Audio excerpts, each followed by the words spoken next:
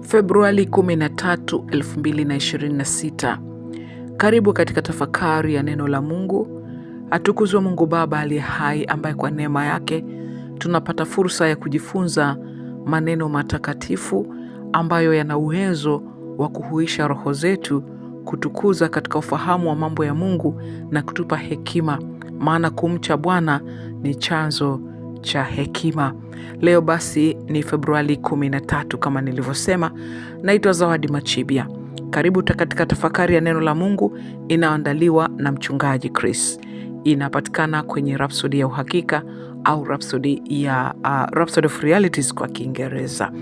Siku ya leo tunajifunza kuhusu kuishi juu ya ushawishi wa shetani.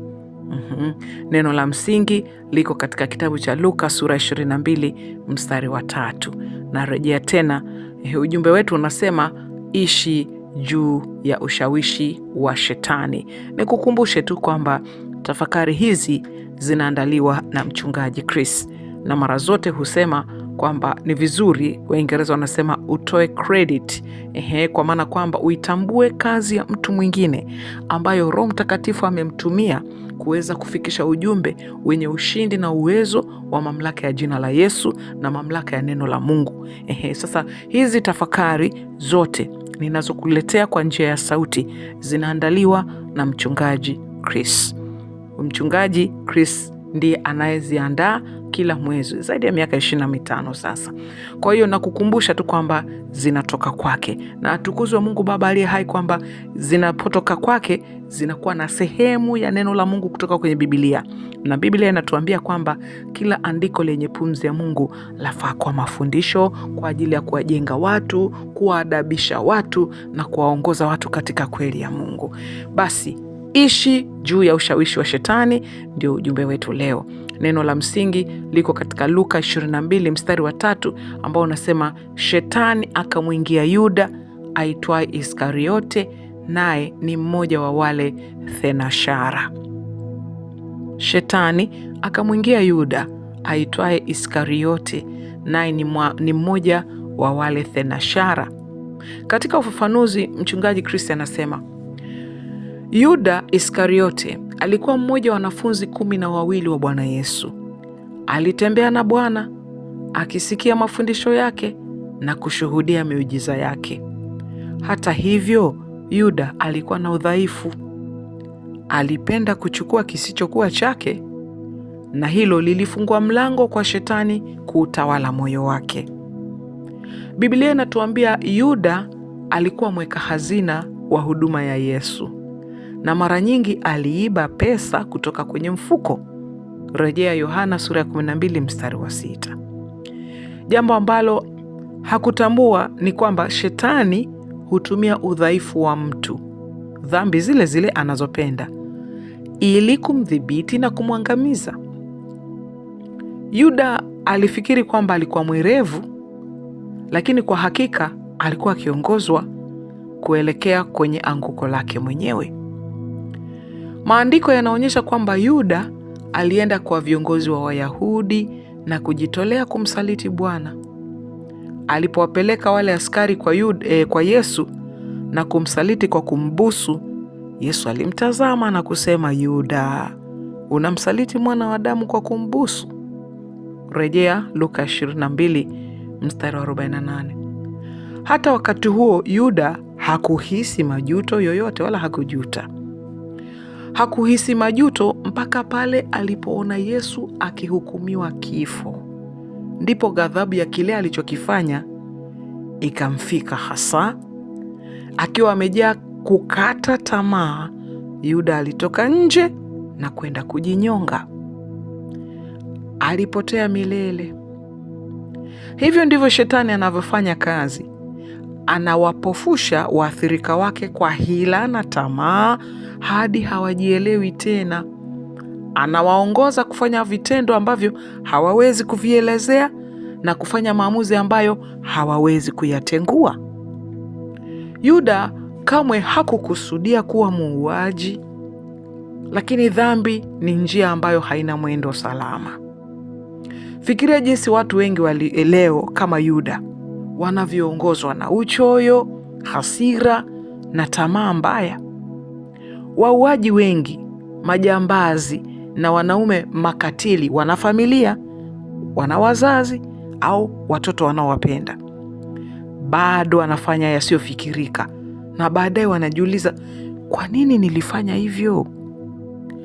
Watu wanaweza kusukumwa na vishawishi visivyoonekana wanapokubali tamaa mbaya. Ndiyo sababu ni muhimu kulinda moyo wako. Usiruhusu uchoyo, uchungu, tamaa za mwili au hasira kupata nafasi ndani yako.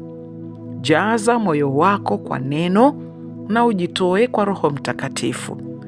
Hivyo ndivyo unavyoweza kumzuia shetani na kuishi juu ya ushawishi wake, ukitembea katika haki na kweli.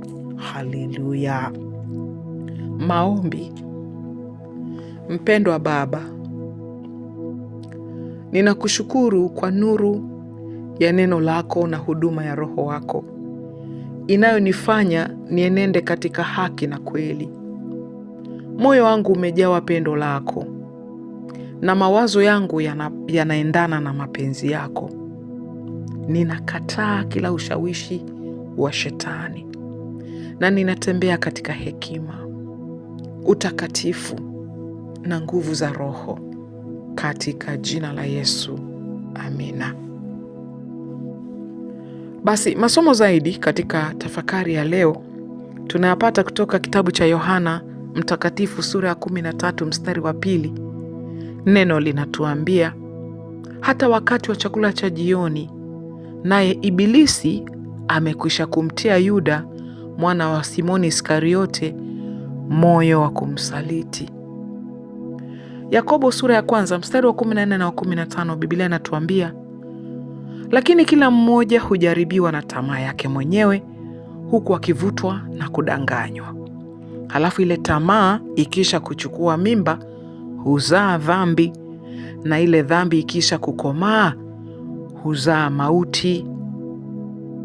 Na Waefeso sura ya 4 mstari wa 27 inasema, lakini kila mmoja hujaribiwa na tamaa yake mwenyewe, huku akivutwa na kudanganywa. Tutauangalia tena huu mstari vizuri, maana naona kama unajirudia. Ni Waefeso 4 mstari wa 27. Mstari huu unasema, wala msimpe Ibilisi nafasi. Ndivyo mstari huu unavyosema. Waefeso 4 mstari wa 27, wala msimpe Ibilisi nafasi. Haleluya. Hii ndio tafakari yetu siku hii ya leo. Mafundisho ya mchungaji Chris leo yametuangazia namna ambavyo tunaweza kumshinda shetani na kuishi juu ya vishawishi vya shetani. Huwa anatafuta mlango, alafu huo ndio anautumia. Yuda alikuwa anabeba mfuko, alikuwa mweka hazina. Akawa anachukua kwa hela kidogo, anachukua kidogo. Huo ndio mlango ambao shetani aliutumia. Na katika tamaa ile ile ndio akaenda kuzungumza na wakuu wa makuhani, wakampa vipande 30 vya fedha. Akasema, mimi ndio naenda kuwaonyesha. Akaenda kumbusu Bwana. Wayahudi wakamkamata Bwana Yesu. Lakini mwisho haukuwa mzuri. Biblia inasema alijinyonga, akafa. Na huo ndio kawa mwisho wake. Ili haya yasitokee, tumeambiwa kwamba tuilinde mioyo yetu. Tuilinde mioyo yetu kwa kuijaza neno la Mungu na kuishi katika mwongozo wa neno la Mungu na Roho Mtakatifu. Anasema, jaza moyo wako kwa neno na ujitoe kwa Roho Mtakatifu. Katika Yakobo sura ya 1 mstari wa 14 hadi wa 15, kwa wale wanaokumbuka zile kwaya ambazo tulikuwa tukizisikia wakati tunakuwa, nadhani ni barabara ya 13 au Nkolandoto, walikuwa nasema, mtu ajaribiwapo hutenda maovu, asiseme mimi ninajaribiwa na Mungu. Bwana Mungu hawezi kujaribiwa, wala yeye hamjaribu mtu.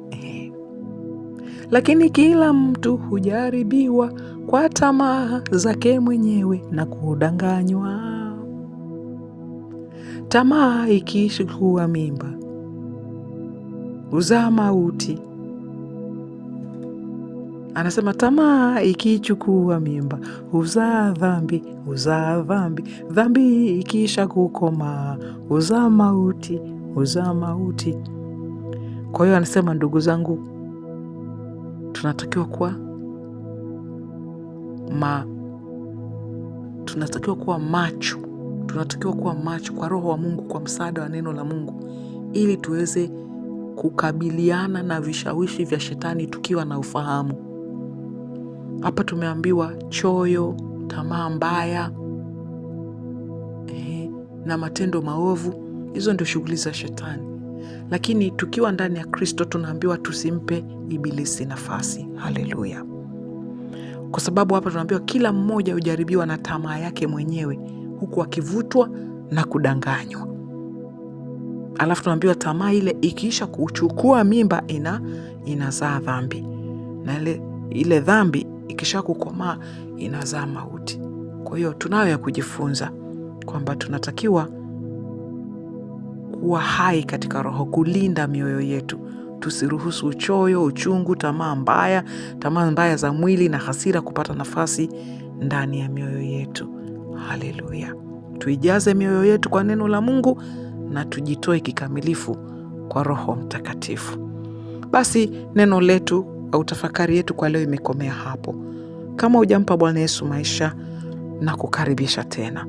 Roho wa Mungu aliniongoza, alinikumbusha kusema kila wakati nitoe tangazo hili, ili kila anayesikia ujumbe huu apate kuamua mwenyewe na kukaribisha. Sema sala hii: O Bwana Mungu, nakuja kwako katika jina la Yesu.